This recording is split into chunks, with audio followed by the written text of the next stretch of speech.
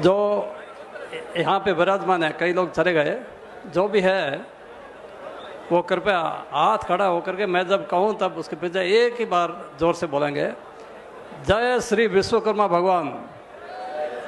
Okay.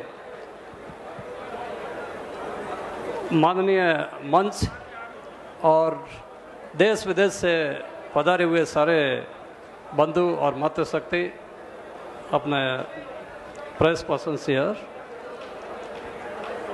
मैंने सोचा पहले मौका होता तो आप सभी से कुछ बात करता, लेकिन लास्ट में अब बहुत कम लोग रहे हैं, तो फिर भी मैं कुछ बोलना चाहूँगा।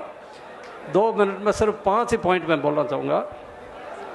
पहला पॉइंट कि यहाँ जो आप आए हैं कुछ मकसद लेके जाना है, कुछ मैसेज लेके जाना है आपको। तो पहला ये है कि समाज में एक एकता होनी चाहिए। अभी आपने जो सारे जांगेड़, सुथार, धीमान वगैरह सभी को इकट्ठा किया, बहुत अच्छा काम है। इसके अलावा भी बहुत सारे अच्छे ऐसे संगठन है, जैसे विश्वकर्मा एक सेना, एक जांगीड़, इस तरह से कई सारे मंच है। वो सभी एक ही जांगीड़ महासभा के अम्ब्रेला में अगर आएंगे तो एक ही कमांड के अंदर काम करेंगे तो चलेगा, तभी लोग सोचेंगे कि इनमें एक एकता है और इनमें शक्ति है। ये पहला। दूसरा जो है, इसका जो मकसद रखा गया कि आपकी भावी पीढ़ी के सुधार के लिए क्या करना है, तो उसके लिए मैं यही कह रहा हूँ कि बच्चों की शिक्षा के लिए जो बहुत कुछ आपको करना है। अब शिक्षा कैसे देनी है, मैं देख रहा हूँ गांव में ज़्यादातर आप लोग कम पढ़े लिखे या अनपढ़ भी है, और बच्चे ऐसे स्कूलों में जाते हैं जहाँ पहली से 8वीं तक एक ही टीचर होता है, एक मास्टर होता है या 2 मास्टर होते हैं। अब वहाँ से पढ़े हुए बच्चों का आप कैसे कंपटीशन करोगे बाकी से? कई सारी चीज़ें हमको आपको भी बताना चाहते हैं, और इसीलिए हमारे समाज की एक मीटिंग हुई थी महाबलीपुरम में, चेन्नई में। उसके बाद में जो बेंगलोर में हुई, उस बेंगलोर में पुखराज जी पारासर, जगदीश जी MLA, जोगाराम जी, ये सभी लोग अवेलेबल थे, रामपाल जी भी थे उसमें। उन्होंने सभी से मिल करके हमने एक सक्षम फाउंडेशन एक बनाया है। सक्षम फाउंडेशन जैसे जैनों का एक जीतू इंस्टीट्यूट है, उसी के बेस पर हमने एक सक्षम इंस्टीट्यूट बनाया है, सक्षम फाउंडेशन। उन्होंने मेरे को पहला अध्यक्ष बनाया उसका, तो मैं उसका थोड़े ही दिन में एक संविधान और कार्यकारिणी रिलीज करूंगा। उसके माध्यम से पढ़े लिखे बच्चों को हम आगे कैसे कोचिंग देंगे, कैसे उनको फ्री, जो बच्चे खर्च नहीं कर पाते हैं, कैसे हॉस्टल की व्यवस्था करेंगे दिल्ली, जयपुर और बड़े बड़े शहरों में, वो सारी चीज़ें हम तो करेंगे। 1 हफ्ते के अंदर मैं वो कार्यकारिणी घोषित करने वाला हूँ। तीसरा पॉइंट जो मैंने 5 ही कहे थे, तीसरा पॉइंट जो है आरक्षण का। आप जो है ये सोचते हो कि OBC का जो आरक्षण उसमें मिलता रहेगा, कुछ भी नहीं मिलने वाला है। OBC में 20%, पहले 21 का परसेंटेज का था, अभी 27 अनाउंस हुआ है। 21 में से 20% जो रिजर्वेशन है वो साधन संपन्न जातियों को जाता है, और 1% में बाकी वाली 44% पॉपुलेशन जो है मूल OBC की वो रहती है उसमें। ये हकीकत है।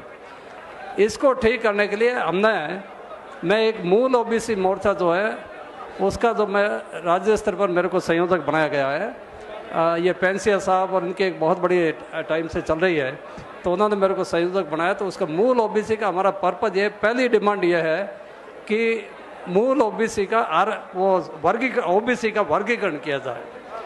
आपको शायद कई लोगों को पता भी नहीं होगा कि 2001 में रणवीर साहब वर्मा जस्टिस, उन्होंने एक मीटिंग एक दी थी, उन्होंने रिपोर्ट दी थी जिसमें 6, 7 और 8 का फॉर्मूला रखा था।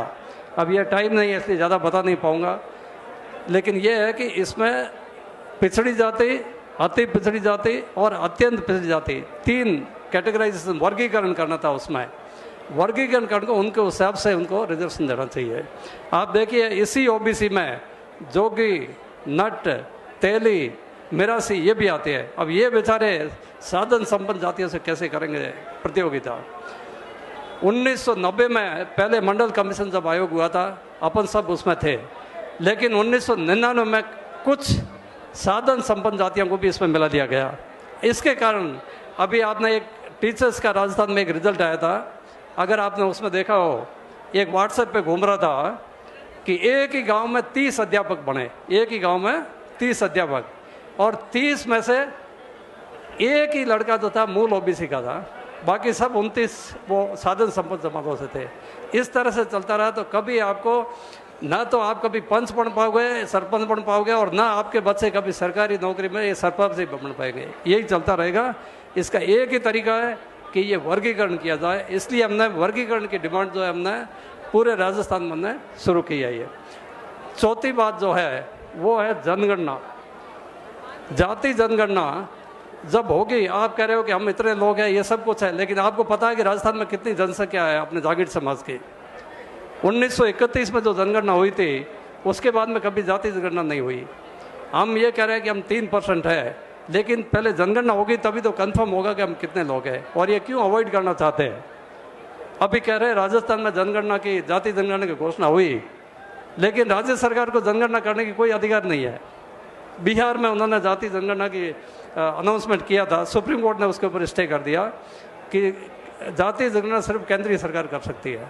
तो ये सब चुनावी जमले नज़र आते हैं, इसलिए जाति जनगणना होगी तभी पता चला हम कितने। और पांचवा और लास्ट पॉइंट जो मैं कहना चाहता आपको कि प्रतिनिधित्व, अगर सरकार में प्रतिनिधित्व होगा तभी आपकी सुनाई होगी, नहीं तो नहीं होगी। अगर अपन 3% पॉपुलेशन है और राज्य सरकार में असेंबली में 200 सीटें हैं, तो 200 में से कम 6 MLA अपने होने चाहिए। और इसी तरह से लोकसभा में अगर 550 है तो कम से कम जो है 25-26 अपने होने चाहिए, तभी जाके आपकी सुनाई होगी, नहीं तो नहीं होगी। और इसके लिए अपने सभी को एक होकर के लड़ना पड़ेगा। बहुत बहुत धन्यवाद। जय भारत। धन्यवाद।